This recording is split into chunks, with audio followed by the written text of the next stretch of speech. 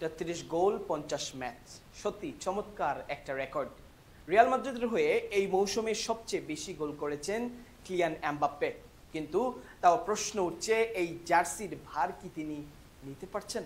এই মন্তব্য এসেছে একজন কিংবদন্তির কাছ থেকে। কে বলেছে, কেন বলেছে, চলুন দেখি বিস্তারিত রিপোর্টে।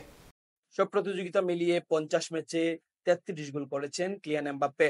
রিয়াল মাদ্রিদের এই ফরাসি ফরওয়ার্ড কাগজে কলমে দারুণ পারফর্ম করেছেন, তবুও সমালোচনার শিকার।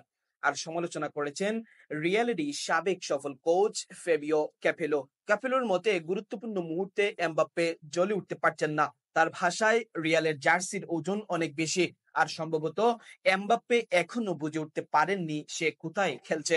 এই মৌসুমে রিয়াল মাদ্রিদ চ্যাম্পিয়ন্স লিগ থেকেই বিদায় নিয়েছে কোয়ার্টার ফাইনালেই আর্সেনালের কাছে হেরে। লা লিগায়ও পিছিয়ে বার্সেলোনার থেকে 4 পয়েন্ট। এখন রিয়ালের একমাত্র ভালো সম্ভাবনা কোপা দেল রে, যার ফাইনালেও প্রতিপক্ষ বার্সেলোনা।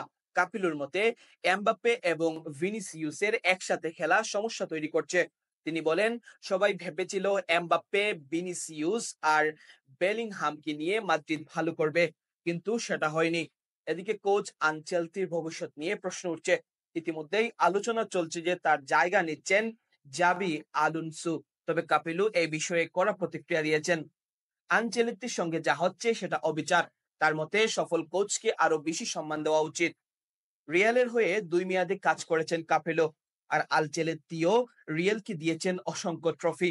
তবুও এমবাপ্পের মতো একজন সুপারস্টারের কাছ থেকে যখন বড় ম্যাচে গোল আসে না, তখন প্রশ্ন উঠবেই, তিনি কি সত্যি রিয়ালের জার্সির ভার নিতে পারছেন? সত্যি রিয়ালের জার্সি শুধু একটি পোশাক না, এটা এক বিশাল দায়িত্ব। এখন দেখার বিষয় কোপা দেল রে ফাইনালে এমবাপ্পে সেই দায়িত্ব কতটা নিতে পারেন। আকমাম হোসাইন, ইউকে বাংলা লাইভ।